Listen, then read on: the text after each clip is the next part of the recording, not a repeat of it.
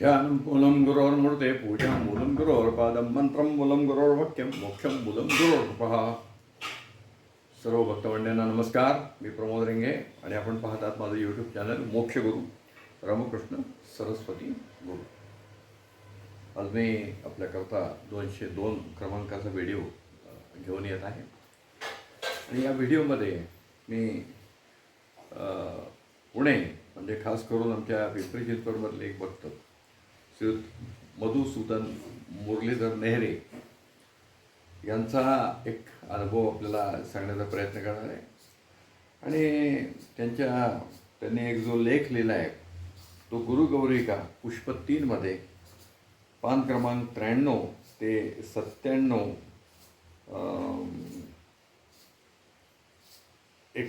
100 यावर तो प्रसिद्ध झाला आहे.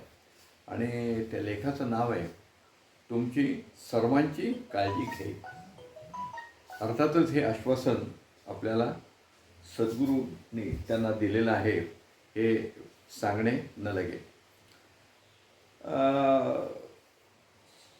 मला वाटतं 4वी-5वीला असताना म्हणजे शालेय शिक्षण प्राथमिक शिक्षण सुरू असताना त्यांचा या गुरुचरणाशी संबंध आला आणि तो संबंध देखील आपले गुरुदेवांचे एक भक्त ज्यांना गुरुदेवांनी भक्त शिरोमणी म्हटलं आहे असे भिकू खासनीस यांच्या गावी म्हणजे अनगावला जो वर्धापन दिन साजरा करण्यात येणार होता त्या वर्धापन दिनी नेहरे कुटुंबियांना त्या ठिकाणी जाण्याचा योग आला.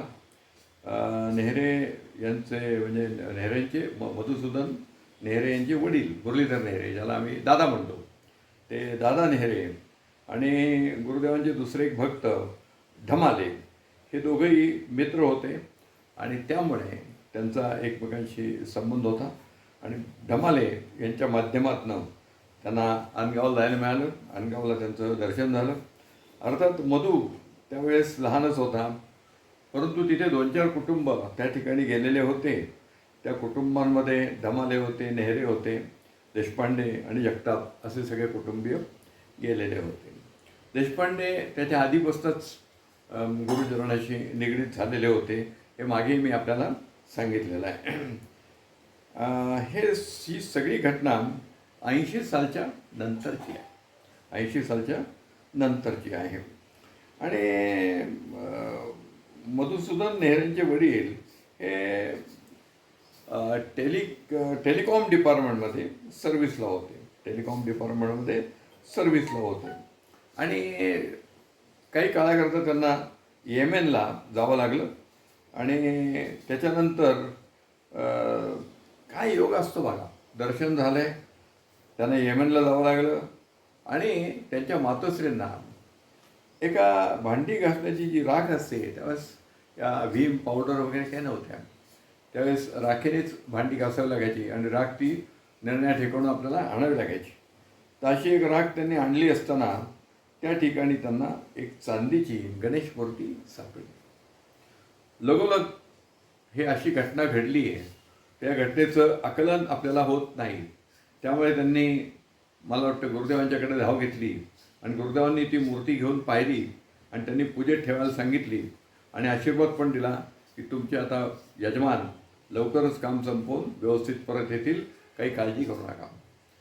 म्हणजे गणेशाची मूर्ती सापडणं हा गणेश हा काय आहे? गणेश ही देवता काय आहे? तर गणेश ही देवता विद्येची दाता आहे आणि संकटाचं निर्धारण करणारी देवता आहे. या दोन्ही गोष्टी या नेहरे कुटुंबियांना या गणेशाच्या मार्फतनं मिळाल्या असाव्यात आणि म्हणूनच सद्गुरूंनी ती मूर्ती त्यांना पूजेत ठेवायला सांगितली. पुढे मधूचं शिक्षण झालं. मधू आणि हे नेहरे कुटुंबीय डेक्कन परिसरात जे राहत होते ते तिथून मला वाटतं ते पिंपरी चिंचवड विभागात आले आणि प्राधिकरणामध्ये त्यांनी एक प्लॉट घेतला होता. तिथं त्यांचं बांधकाम झालेलं नव्हतं पण बांधकाम करायचं आहे, भाडं भरायचं आहे, त्याच्यापेक्षा आपण इथं आहे तसं राहू असा विचार करून हे कुटुंब या ठिकाणी प्राधिकरणात राहायला आले आणि त्याच वेळेस या मुलांची शिक्षणं चालू होती. मुलांचं शिक्षण देखील पूर्ण होत होतं. त्यातच मधूला एक चांगल्या नामवंत कंपनीत ट्रेनिंग मिळालं आणि तिथेच त्याला नोकरी पण मिळाली. आता काय असं शिक्षण होत आलं आहे, नोकरी मिळाली आहे, म्हणजे पुढचा जो भाग असतो तो या संसारात आपल्याला पडायचं आहे, या संसारात टिकून राहायचं आहे आणि म्हणून त्याच्या विवाहाच्या गोष्टी घरामध्ये तो विचार सुरू झाला. पण एक दोन ठिकाणी ती बोलणी झाली आणि तितकंसं काही याला फलद्रूप आलं नाही. उलट थोडं त्यांना त्या ठिकाणी एक थोडा कटू अनुभव आला आणि कटू अनुभव आल्यानंतर स्वाभाविकपणे मधूचे वडील दादा हे जरा चिंताग्रस्त आहेत. आणि आपल्या गुरुभक्तांचं काय होतं, चिंताग्रस्त झाली की आम्हाला सगळ्यांना आमच्या जो नगरला सूर्य तळपत होता त्या सूर्यदेवांची आठवण होती. आणि त्याप्रमाणे त्यांनी ऑफिसमध्ये बसूनच पत्र लिहायला सुरुवात केली. बसं आता दादा नेहरे हे टेलिकॉम डिपार्टमेंटमध्ये होते आणि त्यांचं जे काम होतं त्या ठिकाणी ती वेगळी प्रिंट काढायची खोली वगैरे वेगळी होती आणि तिथे अमोनियाचा उग्र वास असतो. पण त्यांनी आता त्या रोजच तिथे काम करत होते त्यामुळे त्याचं त्यांना काही वाटलं नाही. पण त्या ठिकाणी त्यांनी गुरुदेवांना पत्र लिहिण्यास सुरुवात केली आणि पत्र लिहून त्यांनी जे काही घटना घडल्या होत्या त्याच्याकडून मार्गदर्शन करावं आणि आपल्या भक्तपरिवारातली मुलगी माझ्या मुलाला मिळावी अशी त्यांनी एक त्या पत्रात प्रार्थना केली. पत्र पूर्णत्वास जात असतानाच त्यांना आपल्या देवस्थानमध्ये जो विशिष्ट सुगंध येत असल्याचं जाणवलं आणि त्यानंतर 15-1 दिवसातच ते नवीन सोयर संबंध त्यांच्याकडे जुळून आला आणि मधू नेरे यांचं लग्न जमलं आणि 19 मे 1994 रोजी त्याचं लग्नही झालं. मला वाटतं वैकरांच्या अनुभवाचा व्हिडिओ करत असताना मी सांगितलं आहे की गुरुदेवाने आपलं सांगितलं, माझ्या प्रतिमेपुढे तुम्ही जिथं माझं अधिष्ठान ठेवलं आहे तिथं जरी प्रार्थना केली तरी ती मला पोचते. आणि बरेच आम्ही जुने भक्त गुरुदेवांना पत्र लिहायचो. तर पत्र लिहिण्याचं देखील मी या ठिकाणी लिहिलं की इकडे पत्र लिहायला सुरुवात केली की पत्रातला मजकूर जसा आपण लिहितोय तसा आपल्या गुरुदेवांना कळत होता. म्हणजे पत्र पोचेल तेव्हा पोचेल, 4 दिवस लागतील 8 दिवस लागतील काय माहीत नाही आपल्याला, पण तुमचं पत्र लिहिणं झालं की गुरुदेवांना तो संदेश गेलेला असतो आणि त्याप्रमाणे गुरुदेवांचं त्या ठिकाणी आशीर्वाद देण्याचं कामही सुरू होतं. हाच अनुभव मधू नेहरेंच्या वडिलांना देखील आला, कारण त्यांना जो सुगंध दरवळला तो सुगंध हा आपल्या गुरुदेवांच्या माध्यमातनं आपण जी दत्तात्रेयांची उपासना करतो त्या दत्तात्रेय देवतेचा तो सुगंध आहे. वाटतं मागे मी 2-3 वेळा सांगितलं आहे की या परंपरेत जो सुगंध येतो तो अत्तराचा असतो असं बाकी सगळ्यांना वाटतं, कारण आपण दत्त महाराजांच्या पादुकांना अत्तरलेपन करत असतो. परंतु हे आपल्याला कळत नाही की दत्त महाराजांना स्वतःचाच एक सुगंध आहे. ते जिथं जिथं जातील तिथं तो सुगंध येतो. आता बघा, दत्त देवस्थानमध्ये अत्तरलेपन चाललंय हे मला मान्य आहे, होतं आहे आपल्या, पण ते दत्त देवस्थान नगरला आहे आणि मधू नेहरेंचे वडील पुण्यामध्ये त्या बाजीराव रोडला टेलिकॉम डिपार्टमेंटच्या ऑफिसमध्ये बसलेत आणि तिथं उग्रवास त्या निमोनियाचा येतोय, पण तिथं देखील हा सुगंध दरवळतोय. ह्याचाच अर्थ पत्र लिहिण्यास सुरुवात केल्याबरोबर मधू नेहरेचे वडील आपल्याला काय लिहिणार आहेत हे आकलन गुरुदेवांना होत होतं. आणि यालाच आपण काय म्हणतो, स्मृतुगामित्व. त्याला स्मृतुगामित्व म्हणतात. स्मृतुगामी म्हणजे काय, एका क्षणात प्रार्थना केल्यावर तुम्हाला त्याची पोच येणं याला स्मृतुगामित्व म्हणतात. त्यानंतर मला वाटतं मधू नेहरे आणि त्यांच्या नूतन सौभाग्यवती आणि मला वाटतं डमाले यांच्याकडे पण एक, मला वाटतं डमाले यांच्या मुलीचं पण लग्न झालं होतं आणि हे दोन्ही जोडपे नगर येथे दर्शनास गेले. सद्गुरूंनी अत्यंत प्रेमाने त्यांची विचारपूस केली. त्यांना दुपारच्या वेळेस दर्शनाला गेले होते. तिथं चहा वगैरे घ्यायला सांगितला आणि हे विवाहानंतर दर्शन घेऊन त्यांच्या वैवाहिक जीवनाला मधु नेहरे यांनी सुरुवात केली हे याच्यातनं आपल्याला लक्षात येतं. म्हणजे आपले गुरुदेव स्मृतुगामी आहेत, भक्ताच्या मनातलं जाणणारे अंतर्यामी पण आहेत, परंतु दूर कोसावर कुठूनही भक्त त्यांच्या प्रार्थना करत असेल तर त्यांना कळत होतं, समजत होतं आणि त्याप्रमाणे त्यांची आशीर्वादाची योजनाही सुरू होत होती. असा तो भाग आहे. आपले गुरुदेव मी सांगतो नेहमी त्रिकालज्ञ आहेत. तर हा एक अनुभव मधु नेहरेंनी आपल्याला सांगितलेला आहे आणि मला वाटतं त्यांना 1995 सुमारास कन्यारत्न प्राप्त झालं आणि हा जो आनंदाचा क्षण आहे ते कन्यारत्न प्राप्त झालं आहे. त्याचे काही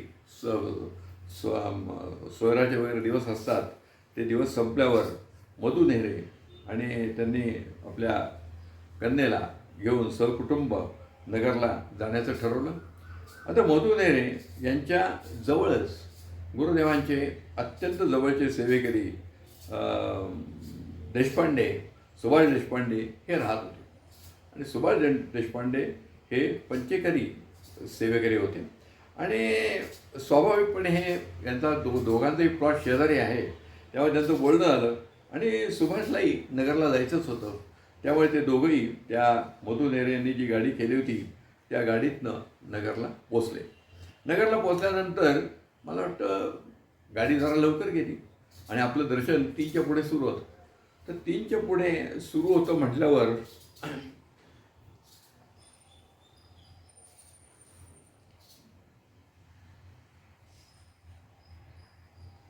सुभाष देशपांडे यांना त्या दर्शनाच्या वेळेशी काही हे नव्हतं, ते सेवेकरी होते, ते केव्हाही आत जाऊ शकत होते. त्यामुळे त्यांनी आत गेले आणि जी काही त्यांची शुचिर्भत्ता होती ती त्यांनी केली आणि पंचा नेसून ते सद्गुरूंच्या समोर गेले. त्यावेळेस ताबडतोब गुरुदेव विचारलं, अरे तू लवकर कसं काय आला एवढ्या? तर बस त्यांनी सांगितलं की मधु नेहरे यांनी गाडी केली होती, त्या गाडीतनं मी आलेलो आहे. आणि मग सद्गुरूंनी त्यांना विचारलं, नेहरे म्हणजे तेच का रे, ज्यांच्या मुलाला मुलगी झाली तेच का? खरं तर स्वामींना सांगावं, पत्राने कळवावं, फोन करून सांगावं असं काहीच नेहरे कुटुंबियांकडनं झालेलं नव्हतं काय. परंतु आपल्या गुरुदेवांनी मात्र सुभाष देशपांडेकडे ही अशी चौकशी केली. याचं कारण काय? मधूने कळवलेलं नाही आहे, मधूच्या वडिलांनी कळवलेलं नसावं असं एकंदर दिसतंय. परंतु गुरुदेवांना आपल्या भक्ताच्या आयुष्यात काय काय घडतंय हे त्यांना कळत होतं. याचं कारण काय? आपले गुरुदेव त्रिकालज्ञ. समोर ती व्यक्ती आली काय किंवा त्या व्यक्तीचा विचार जरी त्यांच्या मनात आला तर त्या व्यक्तीच्या पूर्वजन्माबद्दल, सध्याच्या जन्माबद्दल आणि पुढच्या जन्माबद्दल त्यांना सगळं समजत होतं. आणि त्रिकालज्ञ असल्यामुळे त्यांनी ताबडतोब ही चौकशी केली. त्याच्यानंतर मधु दर्शनाला गेले आणि दर्शन वगैरे त्यांचं व्यवस्थित झालं आणि त्यापासून मात्र मधुने एक निश्चय केला की ज्या काही आपल्या प्रपंचात गोष्टी घडतात त्याचं सगळ्याचं निवेदन आपण सद्गुरूंना केलं पाहिजे. मी बऱ्याच वेळा असं सांगतो आपल्याला की आजकाल सध्या मन मोकळं करा अशी एक सध्या टूम आलेली आहे. म्हणजे मन मोकळं करा म्हणजे काय? तुमच्या मनावर काही दडपण येऊ देऊ नका. तुमच्या मनात ते विचार साचले तर मग ते दडपण येतं, टेन्शन येतं आणि मग शारीरिक व्याधी वाढायला लागतात. आणि त्याच्याकरता मन मोकळं करा असं आपल्याला सगळे डॉक्टर लोक सांगतात, जे काही काउन्सिलर आहेत ते सांगत असतात. पण मित्रांनो, या आमच्या गुरुपरंपरेत एक फार वैशिष्ट्य आहे. आपल्याकडे त्या गुरुगीतेत एक श्लोक आहे, त्यातले शब्द आहेत, निर्लज्जो गुरुसन्निधो.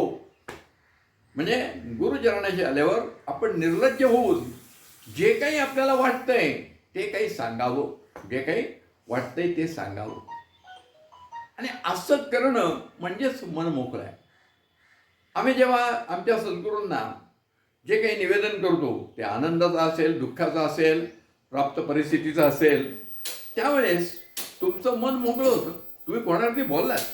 पण काय होतं माहिती का, काही गोष्टी आपल्याला कोणाशीच बोलता येत नाही. म्हणजे आईशी बोलता येत नाही, वडिलांशी बोलता येत नाही, बायकोशी तर नाहीच नाही, नवऱ्याशी नाहीच नाही. पण मग अशा वेळेस काय करायचं? अशा वेळेस सद्गुरू चरणाची गाठ धरायची. सद्गुरू चरणाशी आपण संवाद साधायचा. तो तुमचा आणि त्यांचा एक मनोमन संवाद असतो. मनोमन संवाद असतो. त्या संवादातलं रकट कोणाला कळणार नाही एवढी त्यातली गुप्तता आहे. आणि मग तुम्ही काही जरी सांगितलं, हे काय तुमच्या मनात काही विचार नाही. माझ्या मनात एखाद्याचा खून करावा असा विचार आला, गुरुदेवांना सांगून टाकावं. गुरुदेवांना सांगून टाकावं. गुरुदेवांनी मागेच सांगितलं, कलियुगात एक फार चांगली संधी आहे. तुमच्या मनात पुण्य करण्याचे विचार आले तर तुम्हाला पुण्य मिळतं.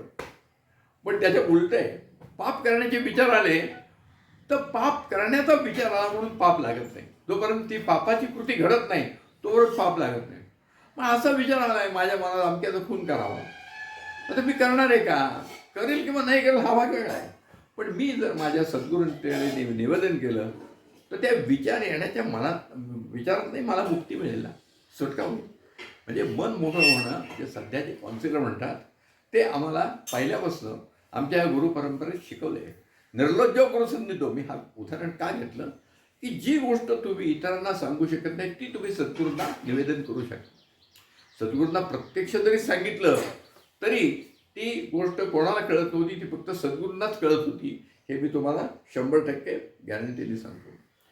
तर असे हे 2 अनुभव त्यांचे स्मृतुगामित्वाचे आणि त्रिकालज्ञेचे मी आपल्याला सांगितलेले आहे.